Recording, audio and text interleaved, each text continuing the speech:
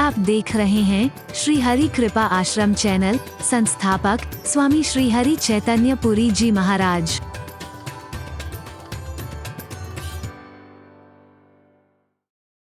इस मन से, इस मस्तिष्क से हम क्या क्या विचार नहीं कर सकते हैं, किस किस के बारे में विचार नहीं कर सकते। चाहे जो सोच जाए, मन ही तो है, मस्तिष्क तो है, चाहे जिसके बारे में चाहे जो सोच जाए, कैसा कैसा चिंतन कर जाए, इसकी उड़ान कहां तक पहुंच जाए। हरि बोलना। लेकिन इस मन से, इस मस्तिष्क से जो चिंतन करना चाहिए ये वही करता है, जो नहीं करना चाहिए नहीं करता है, जिस तरीके से करना चाहिए उस तरीके से करता है, और जिस तरीके से नहीं करना चाहिए नहीं करता है। हमारा मन, हमारा मस्तिष्क भी तपस्वी बन सकता है, कोई संदेह नहीं। हमारे हृदय में हर प्रकार की भावनाएं आ सकती हैं, लेकिन हमारे हृदय में जो भावनाएं आनी चाहिए, इस हृदय की कोमलता को देखते हुए, अगर वही भावनाएं आती हैं, गलत भावनाएं नहीं आती हैं, हमारा हृदय भी तपस्वी है, हमारा अंग प्रत्यंग तपस्वी बन सकता है।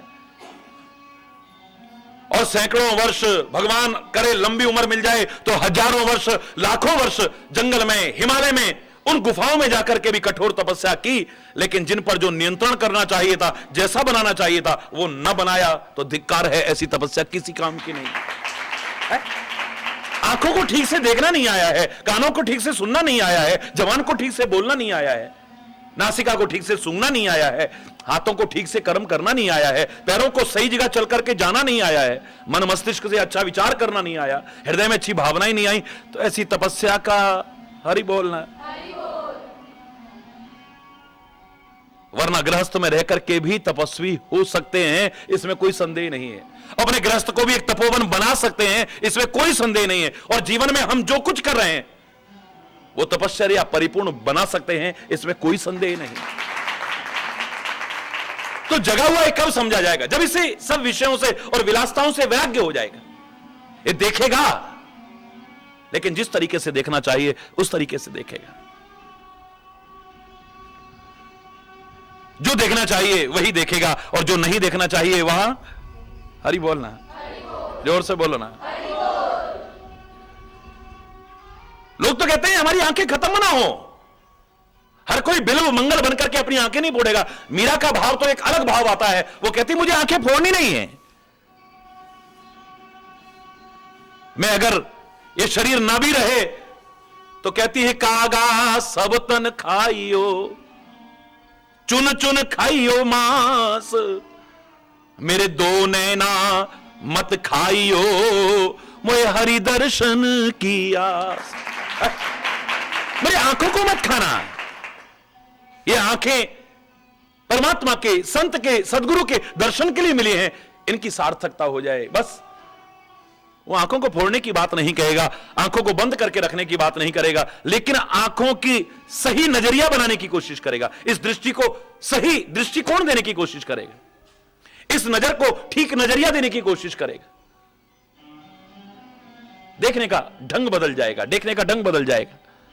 है मैंने आपसे कहा था, आंख पर काला चश्मा हो और सामने सफेद वस्त्र वाला भी बैठा हो, हमें काले ही नजर आएंगे।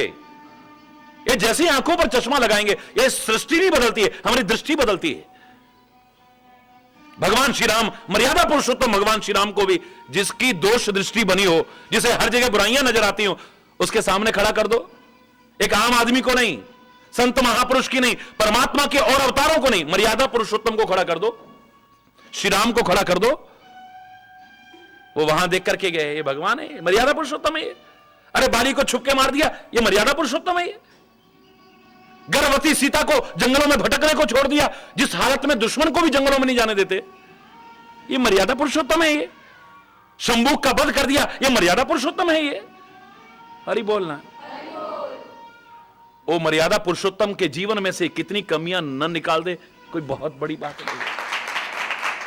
दृष्टि ऐसी बन चुकी है, दृष्टि ऐसी बन चुकी है तो सृष्टि वैसी ही नजर आएगी। हरि बोलना।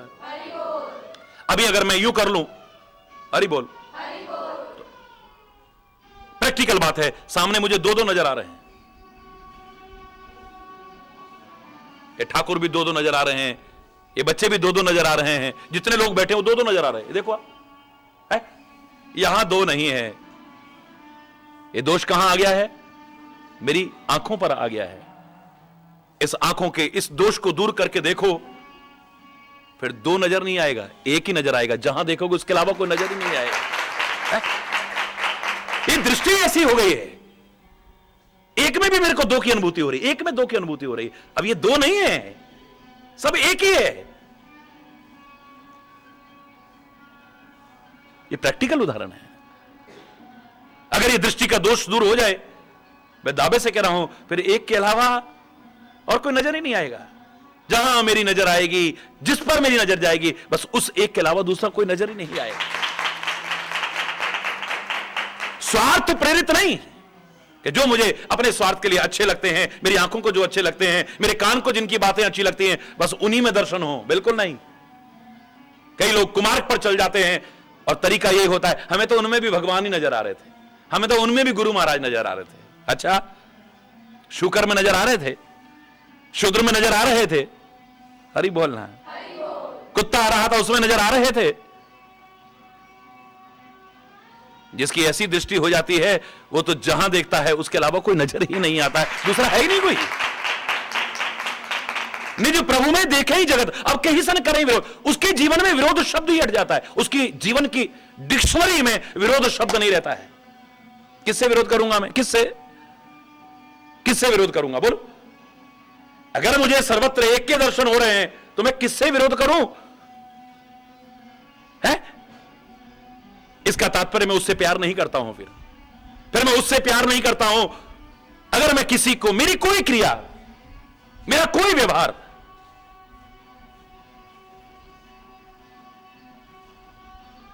किसी को कष्ट पहुंचाने वाली हो जाए।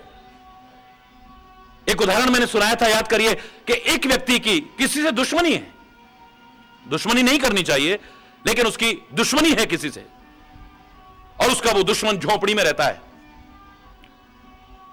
आज उसने सोचा था कि रात में मौका पाते ही इसकी झोपड़ी में आग लगा दूंगा। हरि बोलना।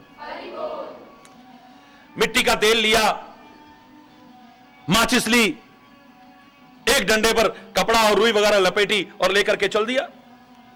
रास्ते में एक व्यक्ति मिला, ने कहा, भैया वो जो तेरे दुश्मन की झोपड़ी नहीं है यार, आज तो हमें बड़ी बहुत अफसोस भी और हैरानी भी हुई कि तुम्हारा जो सबसे प्यारा दोस्त है ना, जिस पर तुम जान छिड़कते हो, वो तुम्हारे दुश्मन की झोपड़ी में अंदर बैठा हुआ है।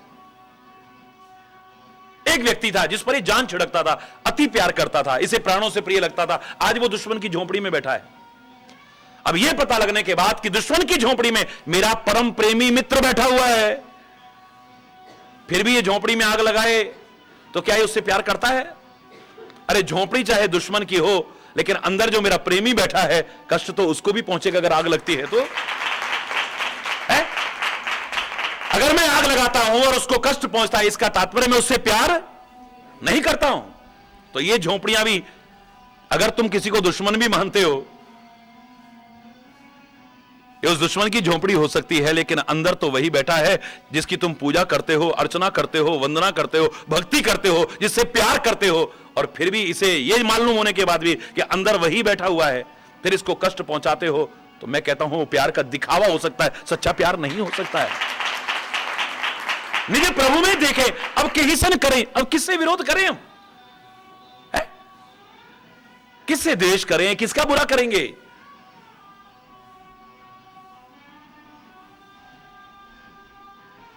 हरि बोलना।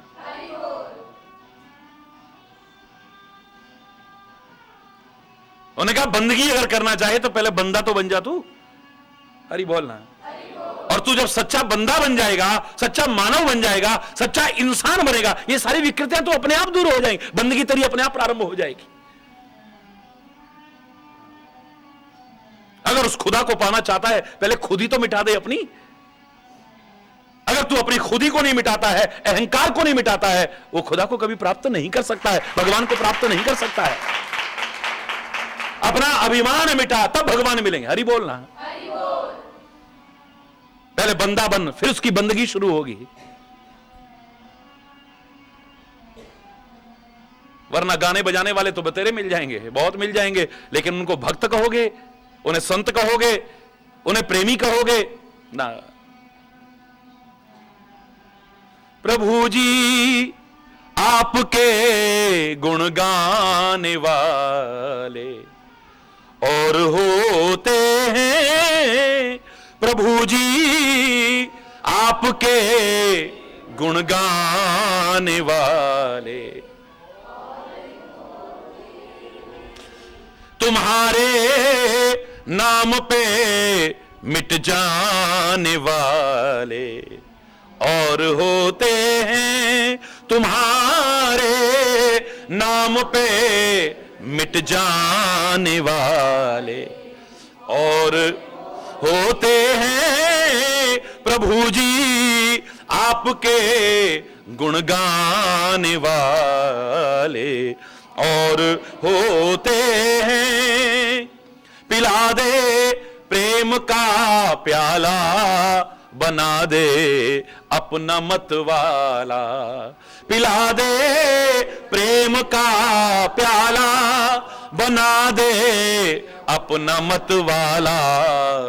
वो साकी और होते हैं वो प्याले और होते हैं। वो साकी और होते हैं वो प्याले और होते हैं तुम्हारे नाम पे मिट जाने वाले। जो अपना सब कुछ कुर्बान कर दे ऐसे तेरे प्रेमी तो बहुत विरले होते हैं। हर कोई थोड़ी ना है? अच्छे हैं वो लोग जो खाली गा रहे हैं, बोल रहे हैं, सुना रहे हैं, सुन रहे हैं, बड़ी अच्छी बात है। लेकिन इतने मात्र से एक सच्चा भक्त हो जाएगा, एक सच्चा प्रेमी हो जाएगा, सच्चा संत हो जाएगा, इस भ्रम में मत रहिएगा। हरि बोलना है। कितने हैं जिनका धंधा है भजन ही गाते हैं। ये हो सकता है वो गंदे गाने नहीं गाते हैं, भजन गाते हैं, रामायण गाते हैं, भागवत गाते हैं, उनका धंधा है। हरि बोलना अच्छी बात है। अपनी जवान पवित्र कर रहे हैं, वातावरण पवित्र कर रहे हैं, औरों के कान पवित्र कर रहे हैं, लेकिन वो सच्चे भक्त, सच्चे प्रेमी कहलाने लायक हो, इस भ्रम में मत रहिएगा। जो तेरे नाम पर अपना सब कुछ न्यौछावर करने को तैयार हो जाएं, वो तो कोई विरला। हरि बोलना। जो करता सब कुछ है, लेकिन अब सब कुछ बदल गया है, बदल गया है। जैसे ही जागता है व्यक्ति, एक और जहां उसका भाग्य जाग जाता है, भाग्य संवर जाता है, वहीं उसके जीवन का परिवर्तन स्पष्ट दृष्टिगोचर होता है। कबीर को देखो, जीवन नजर आता है। हरिदास को देखो, कर्म कर रहा है अपना, लेकिन जीवन अलग नजर आता है। मीरा को देखो, जीवन अलग नजर आता है। तुलसी को देखो, सूर को देखो, जितने भक्त हैं, जितने संत हैं, कोई गृहस्थ से बाहर रहा होगा, कोई गृहस्थ में रहा होगा, वो जहां भी है, लेकिन उसके जीवन और उसके आचरण, उसकी नैतिकता, उसकी चरित्र, उसकी मानवता, उसकी राष्ट्रीयता, उसकी परोपकार परिपूर्ण जीवन को देखते ही बनता है। क्या जीवन है, क्या जीवन है। ये तो एक विशेषता है कि अगर आप हरि बोल जागे हैं, तो मैं एक स्पष्ट शब्दों में कहूं, जो जागा है, कोई आवश्यक नहीं उसने वेद पढ़े हो, पुराण पढ़े हो, रामायण पढ़ी हो, गीता पढ़ी हो, कुरान पढ़े हो, गुरु ग्रंथ पढ़े हो, बाइबल, कोई आवश्यक नहीं है। ये सारे के सारे तो उसकी जवान पर खुद आने को तैयार रहेंगे। फिर ये जागने की, जागृति की महिमा है। कबीरदास ने कौन से वेद पढ़े थे, कबीरदास ने कौन से पुराण पढ़े थे, कबीरदास ने कौन से ग्रंथ पढ़े थे। खुद कहता है कि मैं पढ़ूंगा तो क्या, मैं पढ़ा लिखा ही नहीं हूं। मसी कागद छुओ नहीं, कलम गही ना हाथ। शाही और शाही की दवात तो, और कागज को तो छू के भी नहीं देखा मैंने। हरि बोलना। और कलम गही, कलम तो छू करके भी नहीं देखी मैंने, पकड़ के भी नहीं देखी कैसे पकड़ते हैं। जब से होश संभाला, बस वही बुनना सीखा है बस। और बुनते बुनते ही चदरिया झीनी रे झीनी, राम नाम रस भीनी चदरिया झीनी रे झीनी। उस चदरिया को बुनते बुनते, उस दरी को बुनते बुनते, उस कंबल को बुनते बुनते ये जो परमात्मा ने 9-10 महीने लगा करके इतना सुंदर ये शरीर रूपी चादर बुनी है, इसका वर्णन करता है। और जो कुछ वो बोलता है, जो कुछ कहता है, मैं दावे से कह रहा हूं वेद पुराण के संदेश से कहीं कम नजर नहीं आता, बढ़कर के नजर आता है। वेद और पुराणों की वाणी उसके जीवन में उतरने को तैयार रहती है। उसके मुख का निकला एक एक शब्द वेदवाणी से कम नहीं है, ग्रंथों के संदेश से कम नहीं है। वो जो बोलता है वो एक नया संदेश बन जाता है। वो अपने आप एक प्रामाणिक, अनुकरणीय, अनुसरणीय एक मार्ग बन जाता है। कोई आवश्यक नहीं कि वो पढ़ा लिखा हो, या इन चीजों का कोई महत्व नहीं रह जाता है वहां पर। वो जो बोलेगा, जो बोलेगा, वो पढ़ा लिखा नहीं था, लेकिन आज लोग पीएचडी की उपाधियां ग्रहण कर रहे हैं कबीर पर रिसर्च करके है। कबीर के दोहों पर, कबीर की वाणी पर थीसिस लिख लिख करके पता नहीं कितने डॉक्टर बन गए। हरि बोलना, कितनों को डॉक्टरेट की उपाधियां मिल गई हैं।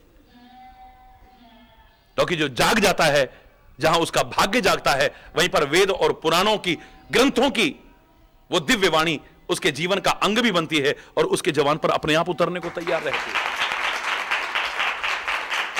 सदगुरु की जब महिमा करते हैं, वर्णन, उस समय में एक श्लोक कहते हैं। वो क्या कहते हैं? एक व्यक्ति जो पूरी तरह से सदगुरु के समर्पित हो गया है, उससे किसी ने कहा, अरे तू गुरु गुरु चिल्ला तो रहा है, लेकिन जब ध्यान करना पड़ेगा तो काहे का ध्यान करेगा तू? जब पूजा करने का नंबर आएगा तो तब तू गुरु की किसकी पूजा करेगा भी? और जब कोई अच्छी वाणी सुनने की बात आएगी तो काहे की वाणी सुनेगा तू? और तेरी मुक्ति की जब बात आएगी तब कहां जाएगा तू? वो सबका जवाब एक ही श्लोक में दे देता है, ध्यान मूलम गुरुर्मूर्ति। तुम्हें घबराने की जरूरत नहीं है, तुम्हें घबराने की जरूरत नहीं। तुम काहे को परेशान होते हो? अगर ध्यान लगाने का नंबर आएगा कहीं, वैसे तो मेरा ध्यान हटता ही नहीं है जो लगाना पड़े, लेकिन लगाने का कभी नंबर आया तो सदगुरु की मूर्ति है ना मेरे सामने, कहीं और भटकने की आवश्यकता नहीं है मेरे को।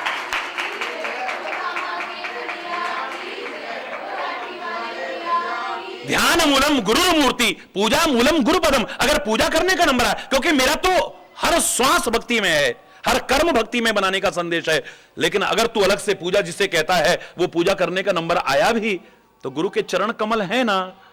परमात्मा तक जिस गुरु के चरण कमलों में नमन करता रहा है, मानव रूप में धरा पर आकर के गुरु की महिमा को प्रतिष्ठापित करता रहा है, उसके चरण कमल को छोड़ करके किसी और की पूजा करने की क्या आवश्यकता है मेरे को? अरे राम ने पूजा की है, कृष्ण ने पूजा की है, बड़े बड़े महापुरुषों ने पूजा की है। मुझे कहीं जाने की आवश्यकता नहीं है। ध्यान मूलम गुरुर मूर्ति, पूजा मूलम गुरुपदम, मंत्र मूलम गुरुर वाक्यम। मंत्र किसका रटेगा? बोले गुरु का मुख का निकला हुआ एक एक शब्द मेरे लिए मंत्र रूप है और वेदवाणी से कम नहीं है। वो जो बोलते हैं मेरे लिए वही एक मंत्र मूलम गुरुर वाक्यम, मोक्ष मूलम गुरु कृपा। और अगर गुरु की कृपा हो जाए, मुझे मुक्ति के लिए अलग से कोई प्रयास करने की आवश्यकता नहीं। उनकी कृपा ही मेरी मुक्ति का आधार बन जाएगी।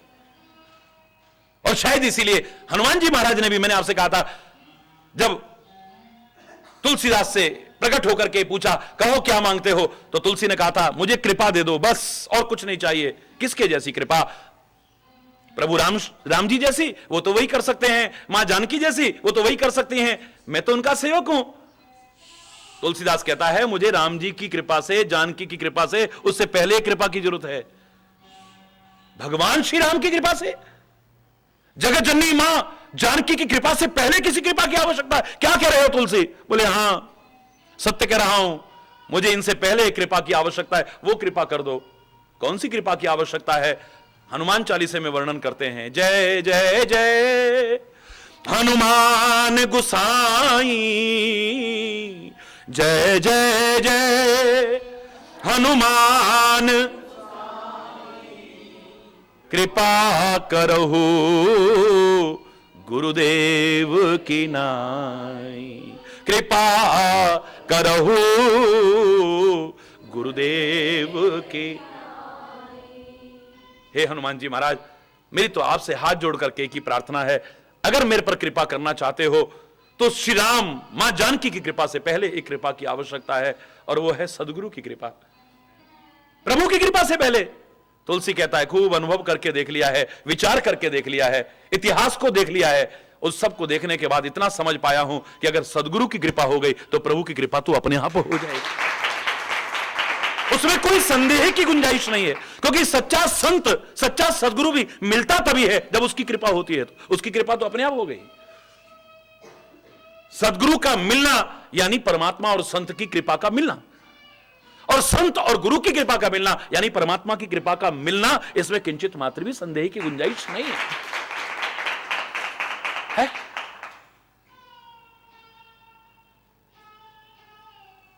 वो देखेगा भी, देखने का ढंग बदल जाएगा उसका। वो सुनेगा भी, लेकिन सुनने का तरीका बदल जाएगा। वो सूंघेगा भी, रूप बदल जाएगा। बोलेगा भी, लेकिन वाणी का रुख बदल जाएगा। हरि बोलना, समझ जाएगा। भोजन भी करेगा, लेकिन उद्देश्य मात्र स्वाद ग्रहण करना नहीं होगा। मात्र स्वाद नहीं, प्रभु को अर्पित करके शुद्ध, सात्विक, संयमित, संतुलित भोजन ग्रहण करेगा, जिससे शरीर बना रहे और मन और मस्तिष्क पर, चिंतन और विचारों पर एक सुंदर प्रभाव पड़े, गलत प्रभाव न पड़े। क्योंकि जैसा अन्न खाएंगे वैसा हमारा मन बनेगा, और मन अगर अपवित्र हुआ, अपवित्र अन्न के कारण, तो प्रभु ने खुद कहा है, निर्मल मन जन सो मोहि पावा, मोहि कपट छल छिद्र न भावा। हरि बोल। संत का, सदगुरु का, परमात्मा का स्पर्श उसके मन में आकर्षण पैदा करेगा, और कोई स्पर्श नहीं चाहेगा वो, और कोई छुए उसे अच्छा नहीं लगेगा, और किसी का साथ मिले उसे अच्छा नहीं लगेगा। मीरा के उन शब्दों में उससे ऐसा कह उठता है, भगत देख राजी हुई। बोलो, भगत देख जगत देख रोई, जगत देख मेरे तो गिरधर गोपाल मेरे, दूसरो न कोई, दूसरो न, मेरे तो गिरधर गोपाल मेरे तो।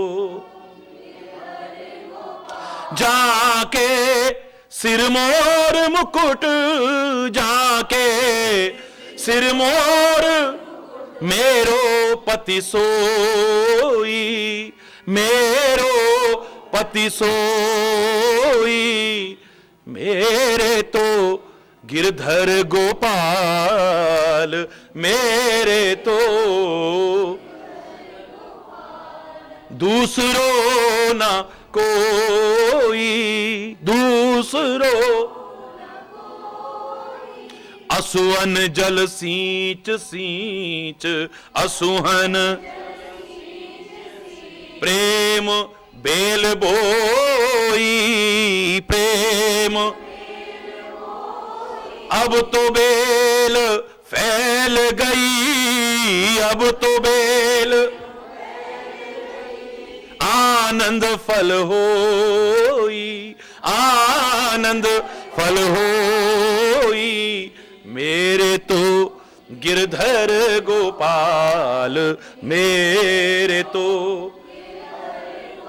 दूसरो ना कोई, दूसरो।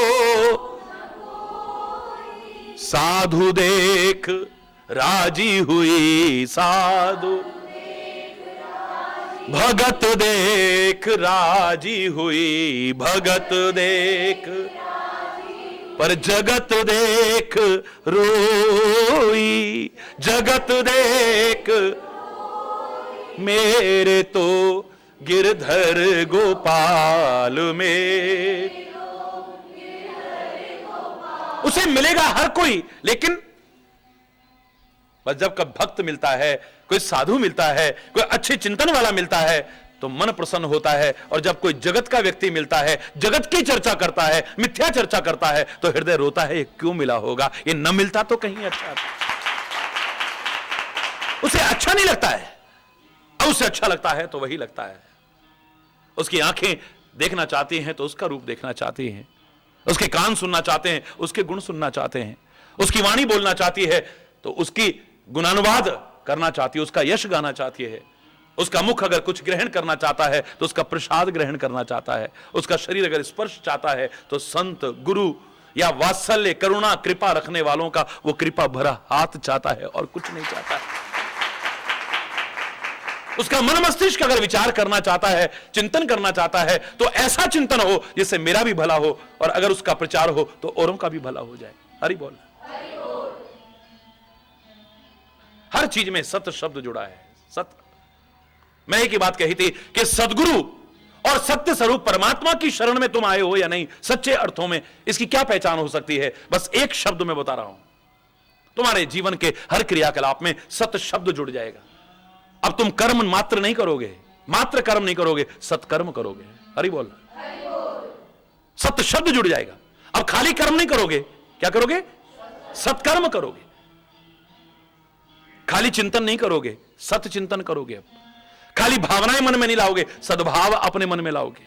खाली व्यवहार नहीं करोगे लोगों से, सद्व्यवहार करने की कोशिश करोगे। खाली संगति नहीं करोगे, सत्य संगति करने की कोशिश करोगे। जीवन के हर क्रियाकलाप में जब सत्य शब्द जुड़ जाए तो सोच लेना कि तुमने परमात्मा और सदगुरु का सच्चे अर्थों में साथ किया है, वरना नहीं किया है।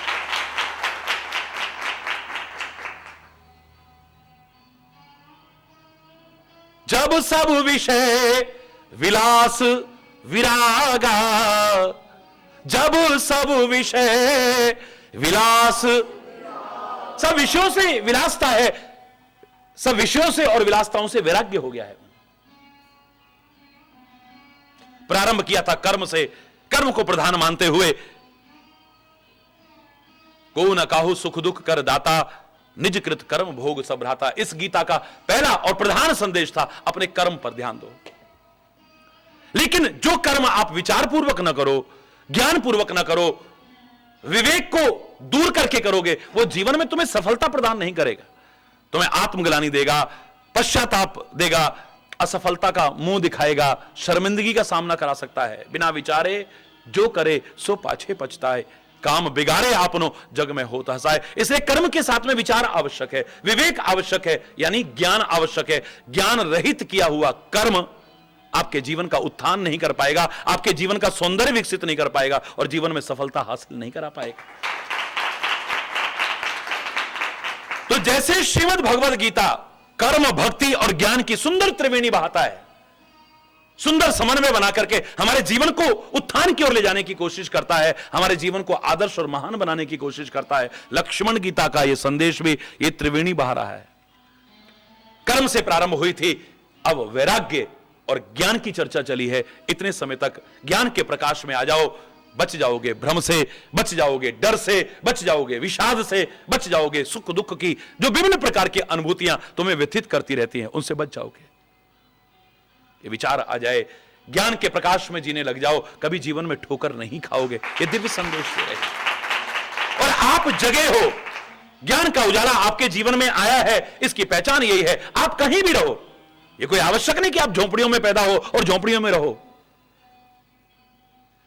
झोंपड़ी में हुए हो तो, मकान में हुए हो तो, महल में रह रहे हो तो, आप कहां रह रहे हो इसका महत्व नहीं है, लेकिन जीवन कैसा हो इसका महत्व है।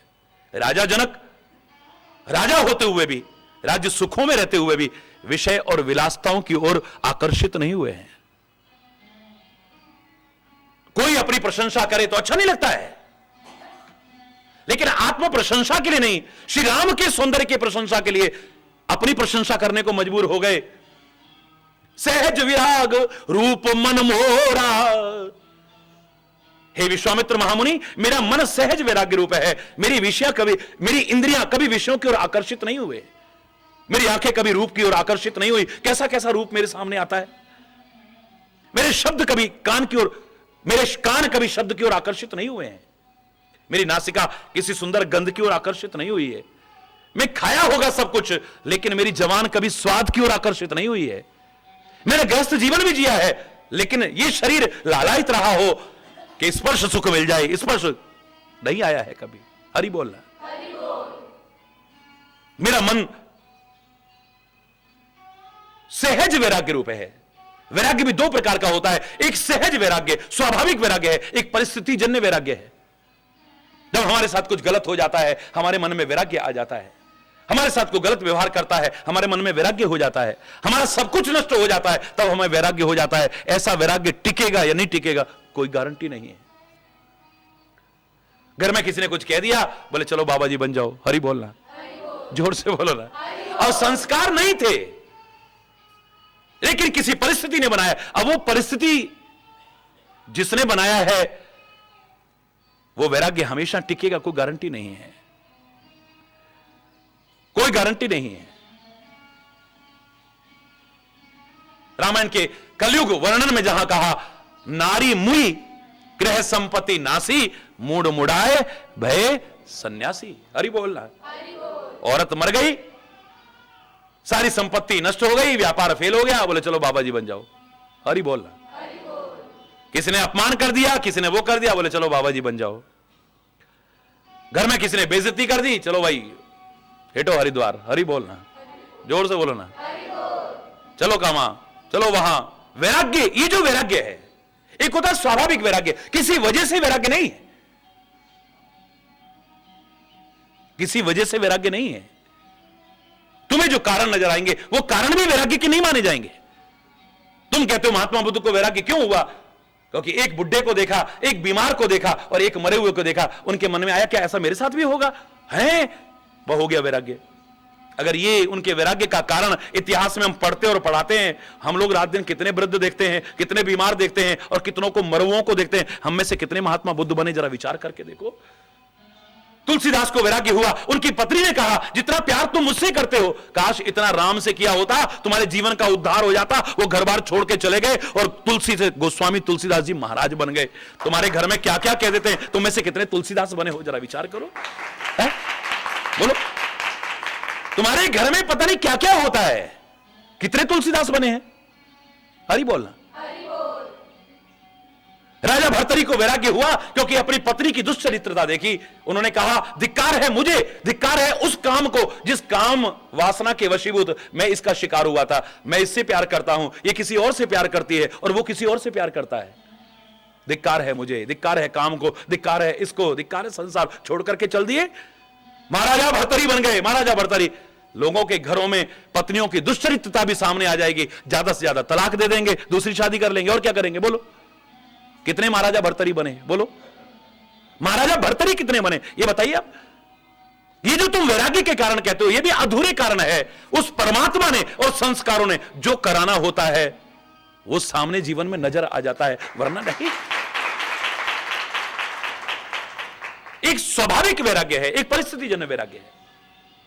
चैतन्य महाप्रभु का देखें तो स्वाभाविक वैराग्य है। ऐसा नहीं कि उनके घर में कोई कला कलेश हुआ हो, कोई झगड़ा हुआ हो, कोई मारपीट हुई हो या सब कुछ बर्बाद हो गया हो, नहीं।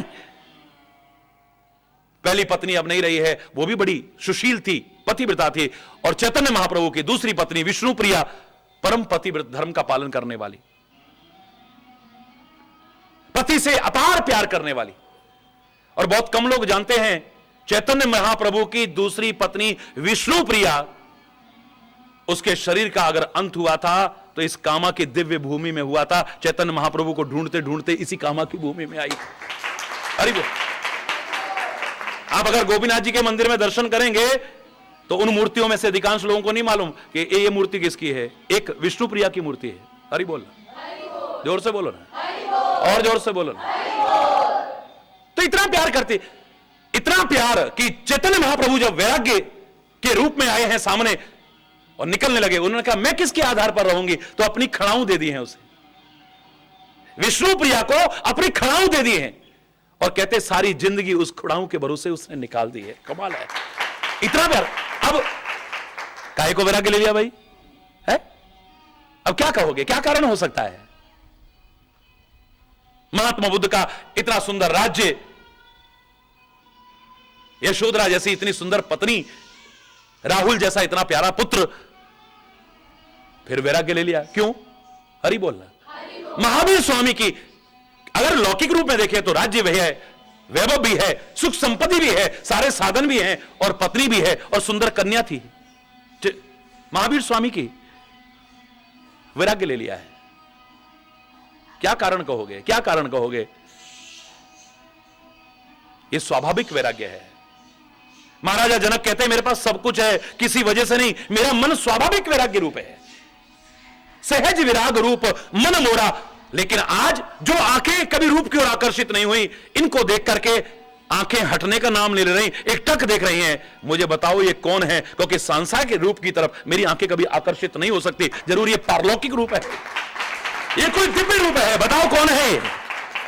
मुनिकुल तिलक, किन्नप कुल पालक। ये किसी मुनि के कुल के आभूषण है या राजाओं के कुल की पालना करने वाले यानी परमात्मा है। कौन है ये? बताओ। ये जो दोनों पुत्र हैं सुंदर, ये कौन है? मुझे बताओ ना, एक बार बताओ तो। है? हर सुख सुविधा में रह करके भी मन कभी उधर आकर्षित नहीं हुआ है, ना विषयों की ओर आकर्षित हुआ है, ना विलासिताओं की ओर आकर्षित हुआ है। ऐसा ज्ञान, ऐसा विचार पूर्वक जीवन जीते हैं कि बड़े बड़े ऋषि मुनि, बड़े बड़े ज्ञानी भी महाराज जनक से ज्ञान हासिल करने आते हैं। वाह!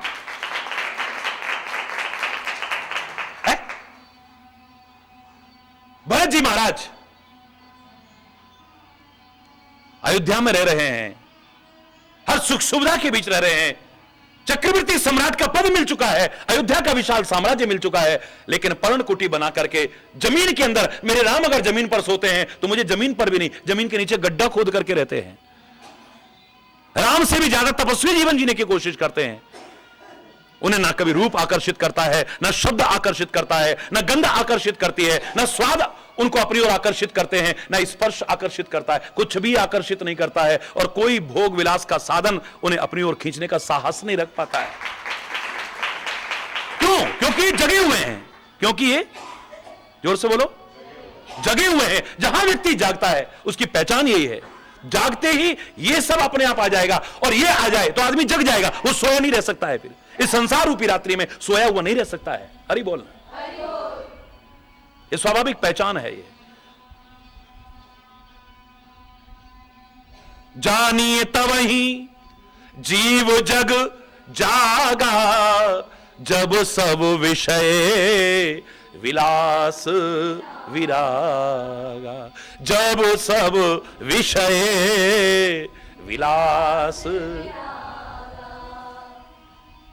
एक भक्त की स्थिति कैसी होनी चाहिए, एक प्रेमी की स्थिति कैसी होनी चाहिए, वो जगा हुआ किस प्रकार का होना चाहिए? देखो जगत जननी सीता को जब लंका में रह रही हैं, तो इससे प्यारा संदेश क्या है हमारे लिए? अपने स्वामी से दूर रह करके क्या उनका श्रृंगार करने को मन किया कभी? एक चोटी बन गई है, एक क्रसतन शीस जटा एक बेनी, गूंदी नहीं है कोई। बाल भी बनाने को मन नहीं कर रहा है। किसके लिए करूं मैं? किसके लिए? किसके लिए? जब मेरे स्वामी सामने नहीं है, ना खाने को मन करता है, ना पीने को मन करता है, ना सोने को मन करता है, ना श्रृंगार को मन करता है, किसी चीज को मन ही नहीं करता है, क्योंकि मन तो उधर लगा हुआ है। अब ये किस चीज को कैसे करेगा? शरीर बिल्कुल दुबला हो गया है।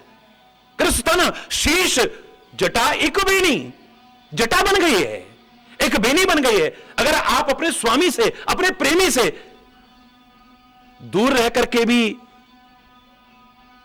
श्रृंगार के लिए भी मन कर रहा है, सजने संवरने को भी मन कर रहा है, तरह तरह का साधन भोग करने को मन कर रहा है, तो आप प्यार का दिखावा करते हैं, सच्चा प्यार नहीं करते। मैं प्रत्यक्ष, आपको मतलब ही नहीं है, मन ही नहीं करेगा है।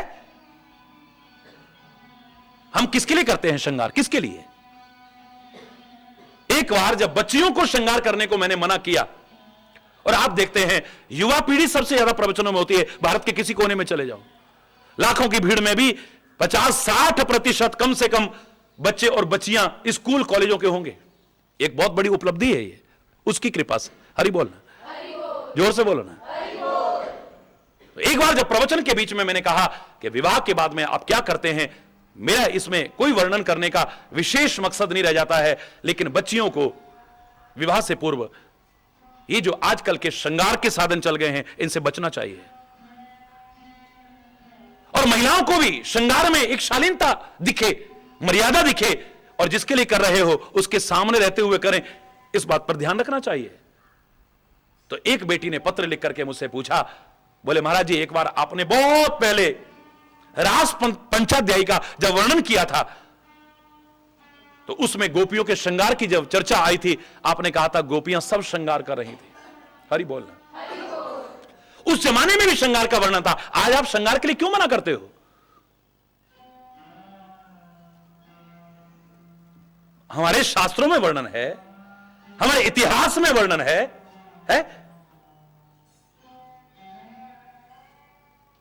तो आज आप श्रृंगार के बारे में ऐसी चर्चा। मैंने इतना ही कहा था उत्तर में, मेरी बेटी, मैंने श्रृंगार का वर्णन किया था, लेकिन शायद आप ये भूल गए कि वो श्रृंगार का वर्णन जो मैंने किया था किस समय का किया था? सुबह का, दोपहर का या आधी रात का? हरि बोलना। रास पंचाध्यायी में जहां पर गोपियों के श्रृंगार का वर्णन मिलता है, वो अर्धरात्रि में श्रृंगार का वर्णन मिलता है। जब हम वर्णन करते हैं, एक आंख में काजल लगा है, दूसरी में नहीं लगा और भाग देती है, जिस जिसका नाम पुकारा जा रहा है शरद पूर्णिमा के दिन महारास के लिए, भगवान कृष्ण बांसुरी बजाते हैं और जिस जिसका नाम लेके बजाते हैं वो सब दौड़ी चली आ रही हैं, सब दौड़ी चली आ रही हैं। तो उस समय वर्णन मिलता है, एक आंख में किसी के काजल लगा है, दूसरी आंख में काजल नहीं है। एक गाल पर लाली लगी है, दूसरे पर नहीं है। एक होंठ पर लाली लगी है, अभी दूसरे पर नहीं है।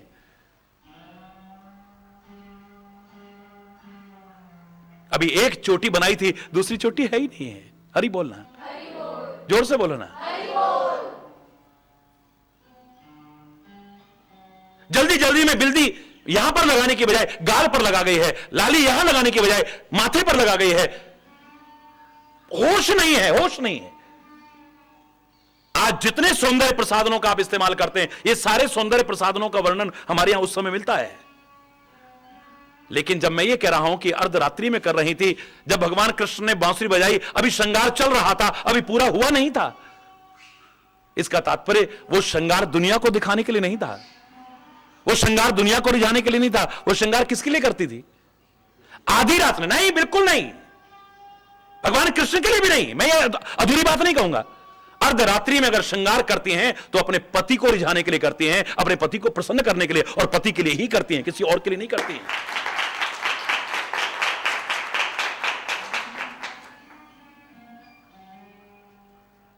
परमात्मा से जो प्यार करते हैं वो भी श्रृंगार का वर्णन मिलता है, श्रृंगार करते हैं। लेकिन जब परमात्मा से वियोग की स्थिति अनुभव होती है, उस समय कंचु की पट सूखत नहीं कबहू, उर्विच बहत पनारे, जब सो श्याम सिधारे। जब से ब्रिज से गए हैं, ये कंचु की पट कभी सूखता ही नहीं है।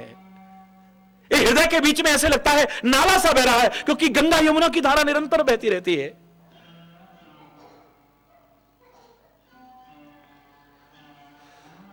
आंखों का काजल कभी रह ही नहीं पाता है, क्योंकि आंसू उससे रुकने कहां देंगे, इसलिए अब काजल भी लगाना बंद कर दिया है।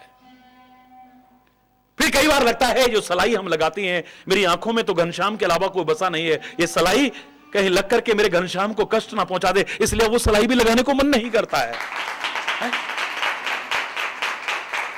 अब कुछ मन नहीं करता है।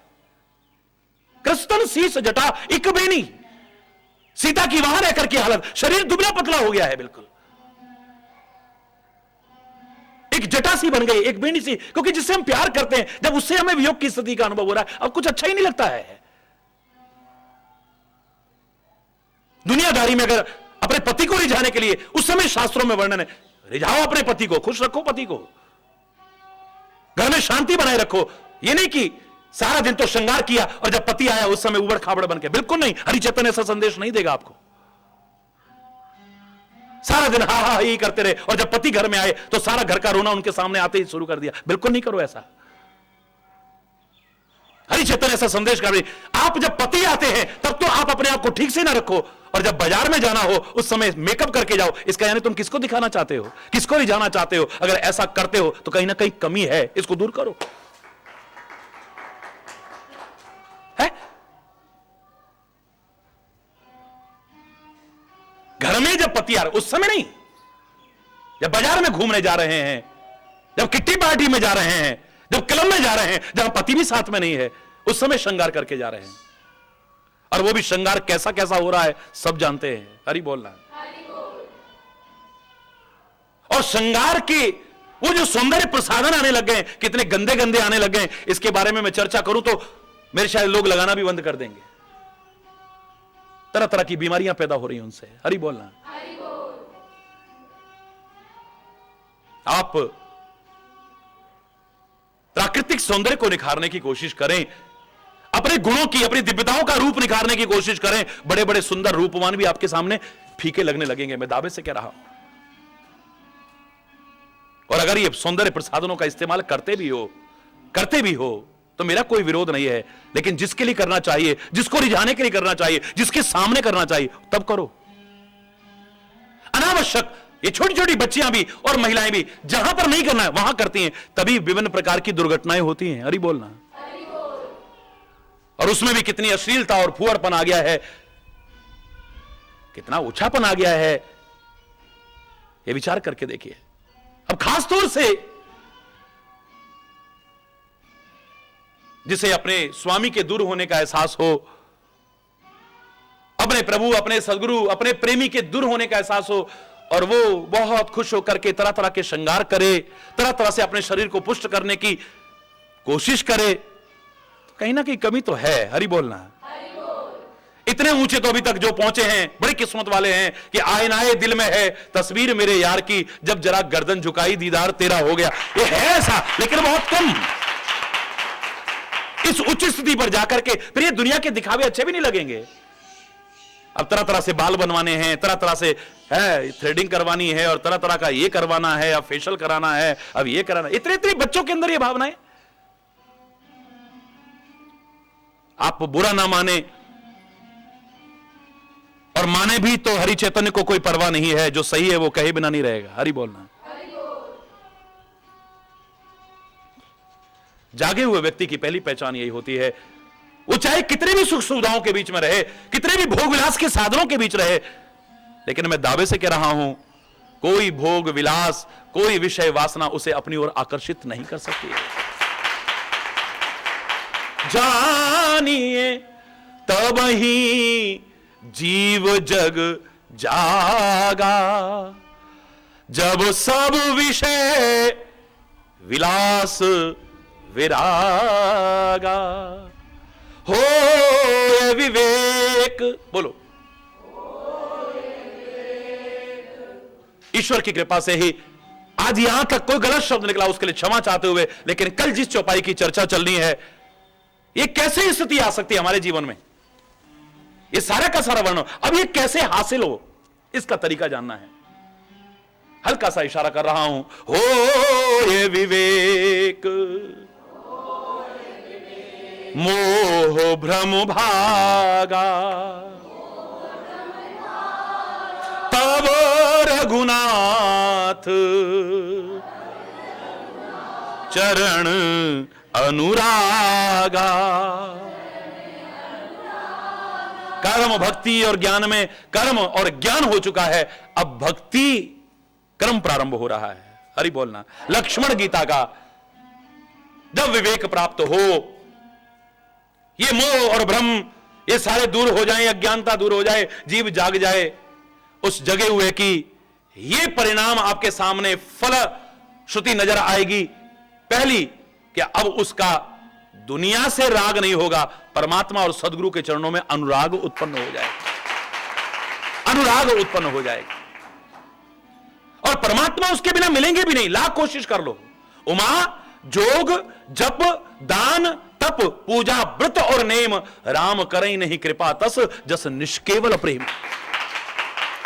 लाख आपने साधन किए हैं, उससे परमात्मा और परमात्मा की कृपा मिलेगी, कोई गारंटी नहीं है। तुलसी कहता है, मिलही न रघुपति बिनु अनुरागा, किए जोग जग जप तप मख जागा। आप कितने यज्ञ कर लो, कितने साधन कर लो, कितने व्रत कर लो, कितने योग कर लो, कितना सब कुछ कर लो, अगर हृदय में अनुराग नहीं है और वो और उसकी कृपा आपको खरगिज भी हासिल नहीं हो सकती। लाख कोशिश कर लो तब भी नहीं मिलेगा। मिला ही ना रघुपति बिनु अनुरागा, बिना अनुराग के वो नहीं मिलने वाला है। हरि बोल। लाख साधन करके भी। तभी तो किसी ने कहा, कितने प्यारे शब्द थे, मैं कई महीना नहीं रह पा रहा हूं, कल भी कहूंगा, आज भी कह रहा हूं कि साधन का कितना महत्व है। कन्हैया को एक रोज रोकर पुकारा, कहा उनसे जैसा भी हूं मैं तुम्हारा। वो बोले कि साधन किए क्या है तूने, मैं बोला किसे तुमने साधन से तारा। अरे कितनों कितनों ने तपस्या करी, साधन सबको तारा आपने, सब पर कृपा करी, सबको दर्शन दिए। हरि बोलना। वो बोले कि साधन किए क्या है तूने, मैं बोला किसे तुमने साधन से तारा। वो बोले कि जग में किया क्या है तूने, संसार में आकर के क्या किया है तूने, मैं बोला कि फिर भेजना ना दोबारा। हरि बोलना। वो बोले परेशान हूं तेरी बहस से, मैं बोला कि कह दो तू जीता मैं हारा। बोले वाह। आखिर में भगवान बोले, वो बोले कि जरिया तेरा क्या है मुझ तक, तो मैं बोला कि दृगबिंदु का है सहारा। जब मेरी आंख से आंसू बरसेंगे, अनुराग के आंसू बरसेंगे, प्रेम के आंसू बरसेंगे, तू रह नहीं सकता है फिर। लाख तपस्या के, लाख साधन किया, लाख यज्ञ किए, लाख जप किया, लेकिन तब तू हासिल हो ना हो, लेकिन तेरे तक पहुंचने का एक जरिया तो है मेरे पास। वो क्या है? जब मेरे प्यार के आंसू बरसेंगे तो तू अपने आप को रोक नहीं सकता है। अरे बोल, प्यार के, दुख के नहीं, मेरे मन के अनुकूल नहीं हुआ तब मेरे आंख में आंसू आते हैं। परमात्मा और सदगुरु उनसे प्रभावित होने वाले नहीं, मेरे मन के अनुकूल नहीं, तब आंसू आसे, वो उसको पिघला सकेंगे मुझे नहीं लग रहा। दुख के कारण जो आंसू आते हैं वो उसे पिघला सकेंगे। हरि बोलना। वो तो आर्त होकर के जब पुकारेंगे, अत्यंत दुख में भी वो आर्त पुकार तो उसे चाहे पिघला दे, लेकिन हरि बोलना, वो प्रार्थना चाहे पिघला दे, लेकिन उसका हृदय अगर द्रवीभूत हो सकता है, यानी कृपा हो सकती है, या वो हमें मिल सकता है, तो एकमात्र प्रेम के आंसुओं के अलावा और कोई साधन नहीं हो सकता है।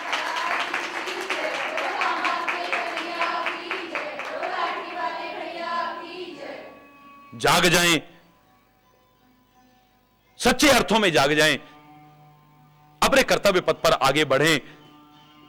तो जागने के बाद जो पहला काम होगा हमसे, कर्म और ज्ञान के साथ तीसरा समन्वय अपने आप हो जाएगा, वो है भक्ति। वो परमात्मा, वो सारी सृष्टि का नियंता, अलग अलग नाम से चाहे पुकारते हो लोग, लेकिन जो एक ही है, हम सबका बाप है, जो हम सबकी मां है, जो हम सबका भाई है, जो हम सबका सब कुछ है, जो उसके प्रति स्वाभाविक हृदय में एक लगाव हमारे मन में उत्पन्न होगा, स्वाभाविक स्नेह ही पैदा होगा, स्वाभाविक आकर्षण पैदा होगा, स्वाभाविक झुकाव पैदा होगा। बस यहीं से हमारी भक्ति प्रारंभ हो जाती है। जो मैंने आपसे कहा था कि मेरी आंखें ना होती मैं जिंदा रह सकता था, मेरे कान ना होते मैं जिंदा रह सकता था, मेरे आंख और कानों दोनों ना होते, खाली मुख होता मैं जिंदा रह सकता था, लेकिन चेहरे का सौंदर्य और जीवन का आनंद इन तीनों के रहते जो उठा सकता हूं, खाली मुख के द्वारा नहीं उठा सकता हूं। ठीक ऐसे ही मेरे जीवन में ज्ञान ना हो मैं जिंदा रह सकता हूं, मेरे जीवन में भक्ति ना हो मैं जीवित रह सकता हूं, मेरे जीवन में ज्ञान और भक्ति दोनों ना हो, खाली कर्म, चाहे जो कर्म, चाहे जैसे कर्म करता हुआ जिंदगी बसर कर सकता हूं, जीवन व्यतीत कर सकता हूं, लेकिन जीवन का सौंदर्य विकसित करना चाहूं, जीवन का सच्चा आनंद पाना चाहूं, इन तीनों का समन्वय जब तक नहीं होगा तब तक हासिल नहीं हो सकता है। मात्र कर्म के द्वारा नहीं, कर्म, भक्ति और ज्ञान के सुंदर समन्वय के द्वारा। लक्ष्मण गीता की वो 18 पंक्तियां ये तीनों भाव को हमारे सामने बहुत विशिष्ट रूप में उजागर कर रही हैं। ज्ञान की चर्चा हुई, कर्म की चर्चा हुई, तो भक्ति के बिना अधूरी है चर्चा। हरि बोलना।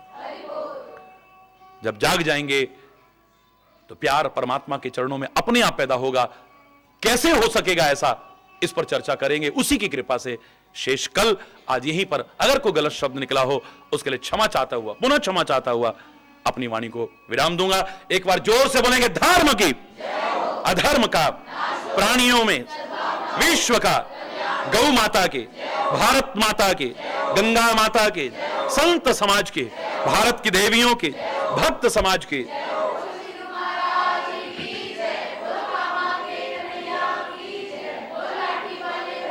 बोलो वृंदावन बिहारी लाल की जय। जय श्री राधे श्याम राम राम। हरि बोल, हरि बोल। तुम ही कृपा करो ईश्वर, तुम ही, तुम बिन हमारा कौन है, तुम बिन हमारा कौन है, ईश्वर तुम ही, ईश्वर तुम ही कृपा करो, तुम बिन हमारा कौन है, तुम बिन हमारा कौन है, दुर्बलता दीनता हरो, दुर्बलता दीनता हरो, तुम बिन हमारा कौन है, तुम बिन हमारा, दुर्बलता दीनता हरो, दुर्बलता दीन,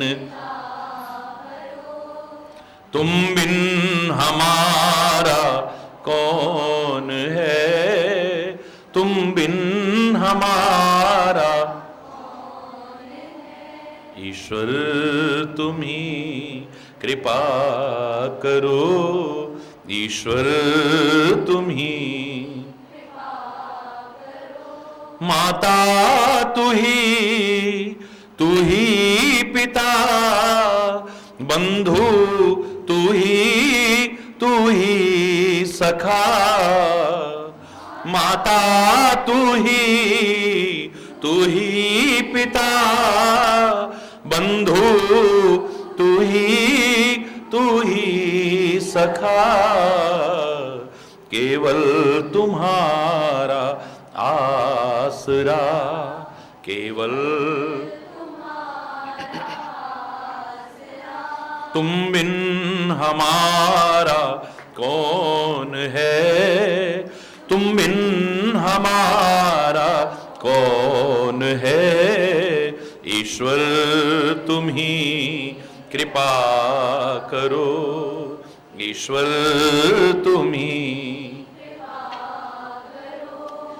जग को रचाने वाला तू, बिगड़ी बनाने वाला तू,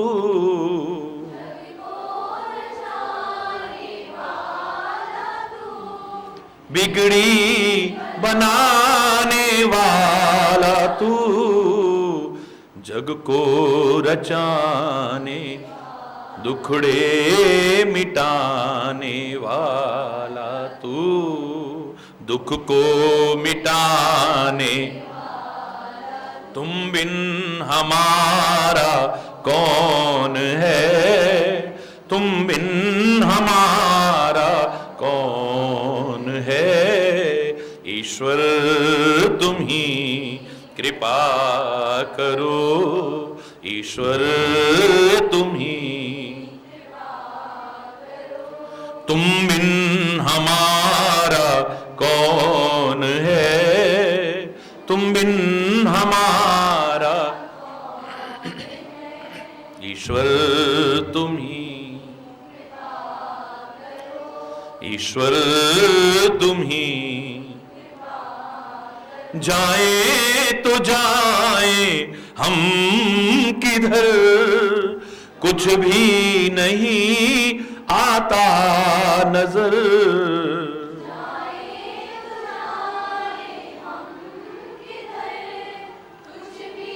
नहीं आता नजर, तेरी शरण को छोड़कर,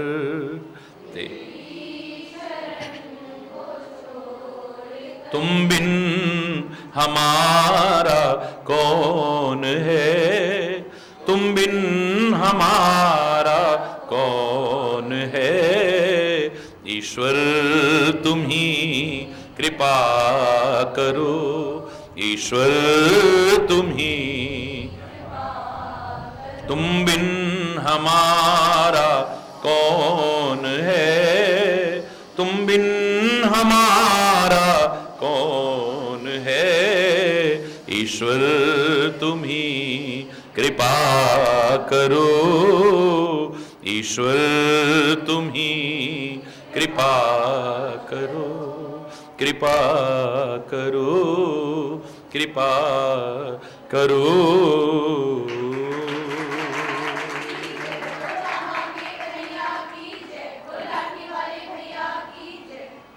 हरि बोल, हरि बोल।